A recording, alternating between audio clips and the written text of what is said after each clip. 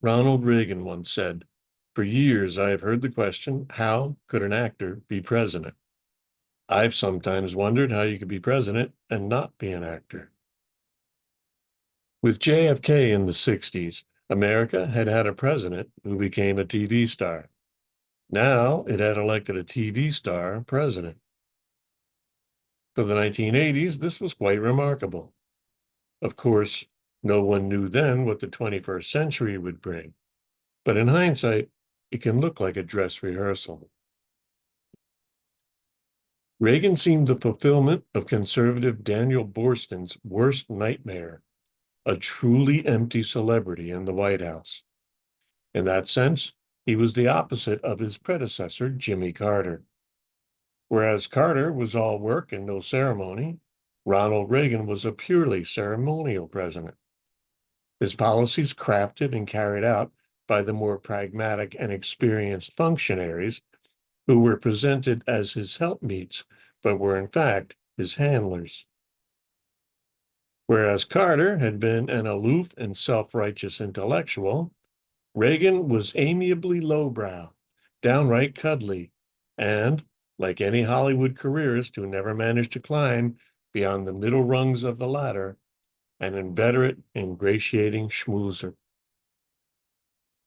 To liberals and some intellectuals, Reagan's enormous popularity with the masses was incontrovertible proof of how ignorant the masses were, how easily duped they could be by images, how the televisions they never turned off had destroyed their ability to discern fact from fantasy. It was, after all, a hallmark of Reagan's presidency that he tended to mingle fantasy and reality himself, confuse real life and the movies. Almost all of his most successful lines were taken from movies. "I am paying for this microphone, Mr. Breen," was the line he used to crush George Bush in the 1980 New Hampshire primary debate. It was paraphrased from the 1948 Frank Capra movie, State of the Union. He appropriated Clint Eastwood's Make My Day. The day he was shot, he quipped, "Honey, I forgot to duck," a famous Jack Dempsey line, and all in all, I'd rather be in Philadelphia, a famous line from W.C. Fields.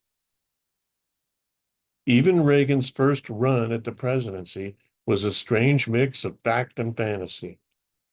In 1968, California Republicans asked him to allow them to list his name on the ballot as a favorite son in the primaries. They persuaded him by telling him a favorite son candidate is not the same as a real candidate. When people told him how happy they were to see him run, he kept insisting, "But I'm not really running." They'd reply, "Well, we're going to consider you a real candidate and campaign on that basis." And he'd say, "But I'm not a real candidate." And they'd say, "We know that, but we're going to do it anyway." Reagan's handlers severely restricted media access to him. He held a fraction of the press conferences previous presidents had. His speaking appearances were meticulously scripted and rehearsed. While doing their best to control what he said, Reagan's people flooded the world with his image. Compared to John Kennedy's 35,000 official photographs, the Reagan Library contains more than 1.6 million photographs and 22,000 videos, 20,000 audio recordings, and 600,000 feet of motion picture film. Previous presidential media handlers, like Richard Nixon's, had been saddled with terribly unphotogenic bosses. Reagan's handlers had a president capable of little else but posing for the camera. He had a small repertoire of poses that were endlessly repeated. There was the hearty, head thrown back guffaw, the slightly dazed, slightly goofy, aw shucks grin, the lips pursed, chin dropped look that signaled seriousness, sadness, or anger. It was the instinctive body think, of an anonymous fashion model in a department store advertisement, and it had the same effect of reducing him to a living mannequin.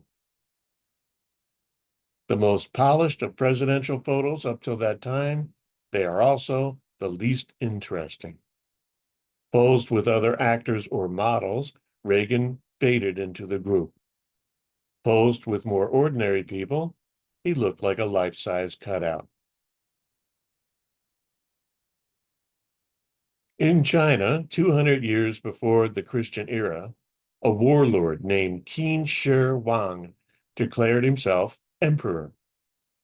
In order to be obeyed as the absolute ruler, the emperor disappeared as a mortal and commanded that his image, godlike and eternal, be reproduced throughout the empire while he hid inside the imperial palace.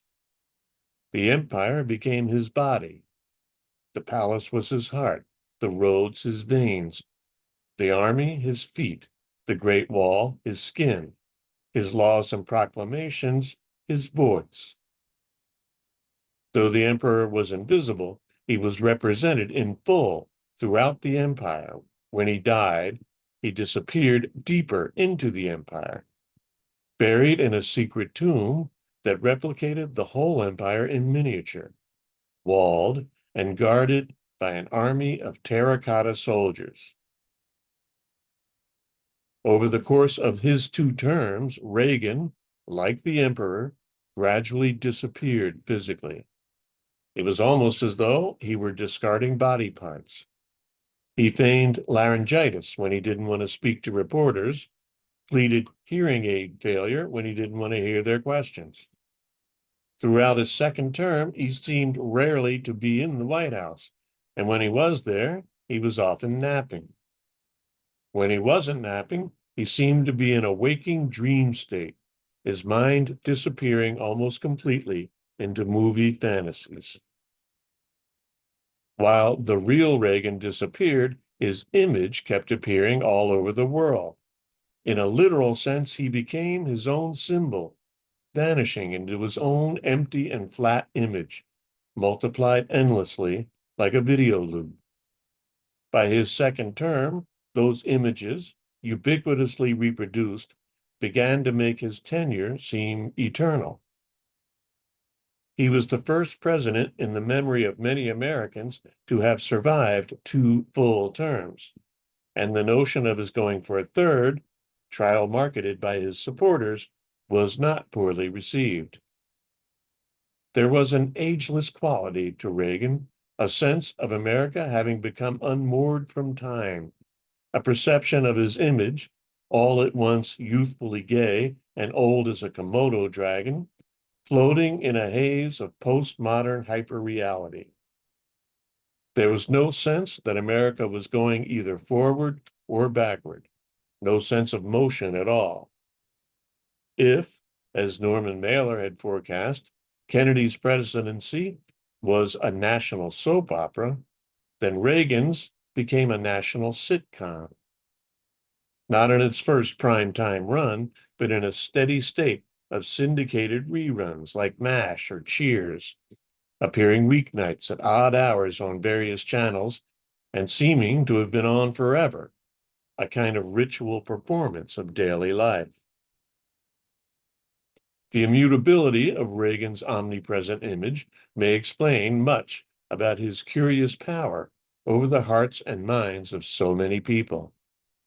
Because it never appeared to change, his image produced instantaneous nostalgia. Ronald Reagan took celebrity presidency the furthest it had been at that point, though of course it has been taken much farther in the 21st century. It was pure image, pure icon, pure symbol. He was not so much America's leader as its logo.